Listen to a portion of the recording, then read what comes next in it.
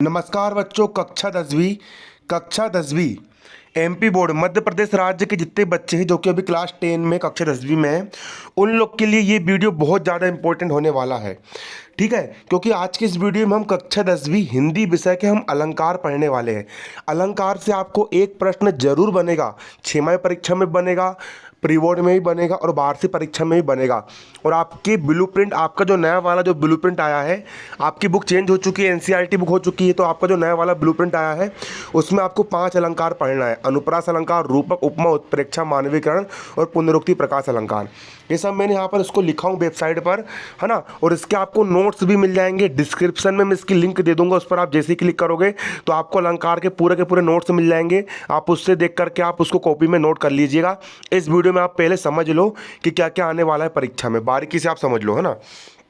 ठीक है, कक्षा 10वीं हिंदी विषय के अलंकार, मध्य प्रदेश राज्य, क्लास 10 हिंदी अलंकार एमपी बोर्ड। अनुप्रास अलंकार पढ़ना है, रूपक अलंकार पढ़ना है, उपमा अलंकार पढ़ना है, उत्प्रेक्षा अलंकार पढ़ना है, मानवीकरण अलंकार आएगा पेपर में, पुनरुक्ति प्रकाश अलंकार। आपको इतने अलंकार आपको पढ़ना है। ठीक है, बहुत मेहनत से मैंने पूरा लिखा, उसको टाइप कर रहा हूँ और आप लोग के लिए यहाँ पर मतलब कि बनाया हूँ मैंने। आप देख सकते हो कक्षा 10वीं हिंदी विषय का नया ब्लूप्रिंट में मध्य प्रदेश के बच्चों को हिंदी विषय में अलंकार परीक्षा में पूछे आएंगे। ठीक है, आपको ब्लूप्रिंट में निम्न अलंकार पढ़ने के लिए कहा गया है। अब देखिए आपको कौन कौन से अलंकार पढ़ने के लिए कहा गया है। और ये अलंकार किसी भी गाइड में नहीं दिए, क्योंकि गाइड जो है आपकी शिवलाल की, जो है चाहे परीक्षा प्रबोधक आप जो भी गाइड है आपकी, हर जितनी भी गाइड है वो सारी की सारी गाइड आपकी कब पहले बन चुकी है, इसलिए उसमें ये अलंकार दिए ही नहीं है। ठीक है, ये अलंकार आपको मेरी वेबसाइट पर मिलेंगे और मेरे चैनल पर मिलेंगे। ठीक है, क्योंकि और जो ब्लूप्रिंट आया है, ब्लूप्रिंट आपका अभी अभी बन करके आया है, तो ब्लूप्रिंट में आपके जो अलंकार दिए हैं, ये अलंकार ना तो आपकी गाइड में नहीं दिए, आपकी बुक में दिए हैं। ठीक है, कोई गाइड में नहीं मिलने वाले। तो आप देख सकते हो, आपको अनुप्रास अलंकार पढ़ना है, रूपक अलंकार पढ़ना है, उपमा अलंकार पढ़ना है, उत्प्रेक्षा अलंकार पढ़ना है, मानवीकरण अलंकार पढ़ना है, पुनरुक्ति प्रकाश अलंकार पढ़ना है। अब अलंकार किसे कहते हैं पहले आप समझ लीजिए। जैसे कि एक नारी होती है, एक लड़की होती है, एक लड़की सुंदर होती है, खूबसूरत होती है। ठीक है, लेकिन अगर उसी लड़की को, उसी नारी को अगर हम बहुत अच्छी साड़ी पहना दें, बहुत अच्छे कपड़े पहना दें, उसको हम बहुत सारे आभूषण लगा दें, अच्छी सोने की चेन पहना दें, सब कुछ पहना दें, तो एक प्रकार से आभूषण, जिस प्रकार जो आभूषण होते हैं वो किसी नारी की सुंदरता को बढ़ा देते हैं, उस पर चार चांद लगा देते हैं। उसी प्रकार जो कविता होती है, फिर जो काव्य होता है, उस काव्य या कविता की शोभा बढ़ाने वाले तत्वों को हम अलंकार कहते हैं। फिर से अलंकार की परिभाषा क्या होती है? कविता या काव्य की, कविता जो कविता होती है ना, कविता या काव्य की शोभा बढ़ाने वाले तत्वों को अलंकार कहा जाता है। कविता या काव्य की शोभा बढ़ाने वाले तत्वों को अलंकार कहा जाता है। अब देखिए, सबसे पहले यहाँ पर हम समझेंगे अनुप्रास अलंकार क्या होता है। अनुप्रास अलंकार किसे कहते हैं? अनुप्रास अलंकार क्या होता है? अनुप्रास अलंकार किसे कहा जाता है? तो देखिए, अनुप्रास शब्द दो शब्दों से मिलकर के बना होता है। जो अनुप्रास शब्द होता है, अनुप्रास जो आपका वर्ड होता है, वो दो शब्द से मिलकर बना होता है। पहला होता है अनु और दूसरा होता है प्रास। ठीक है, यहाँ पर अनु का अर्थ होता है बार बार। अनु का अर्थ क्या होता है? अनु का अर्थ होता है आपका बार बार। अनु का मतलब होता है बार बार, अनु का अर्थ होता है बार बार। और प्रास का अर्थ होता है वर्ण। प्रास का अर्थ होता है वर्ण, मतलब कि जब एक वर्ण की बार बार आवृत्ति हो, जब किसी कविता में एक ही वर्ण, वर्ण का भी, का वर्ण किसको बोलेंगे? का भी वर्ण है, खा भी वर्ण है, गा भी वर्ण है, ये सब वर्ण होते हैं। जब किसी वर्ण की बार बार आवृत्ति हो, जब किसी कविता में किसी वर्ण की, या किसी अक्षर की बार बार क्या हो? आवृत्ति हो, तब दो चमत्कार उत्पन्न होता है, उसे अनुप्रास अलंकार कहते हैं। ठीक है, फिर से, अनुप्रास शब्द दो शब्दों से मिलकर के बना होता है। पहला होता है अनु और दूसरा होता है प्रास। अनु का अर्थ होता है बार बार और प्रास का अर्थ होता है वर्ण। जब किसी वर्ण की बार बार आवृत्ति हो, जब किसी कविता में कोई वर्ण बार बार आए, तब जो चमत्कार उत्पन्न होता है उसे अनुप्रास अलंकार कहते हैं। उसे क्या कहते हैं? अनुप्रास अलंकार कहते हैं। आप एग्जाम्पल यहाँ पर समझ सकते हो, उसका उदाहरण क्या है, आप इसका उदाहरण देख सकते हो। पहला उदाहरण यहाँ पर क्या लिखा हुआ है? पहला उदाहरण यहाँ पर इसका लिखा हुआ है, चारु चंद्र की चंचल किरणें खेल रही थी जलथल में। एक ही वर्ण बार बार आया है, चा चा चा, चा चा चा चा चा, चा चा बार बार आ रहा है, यहाँ पर भी चा, यहाँ पर भी चा, यहाँ पर भी चा।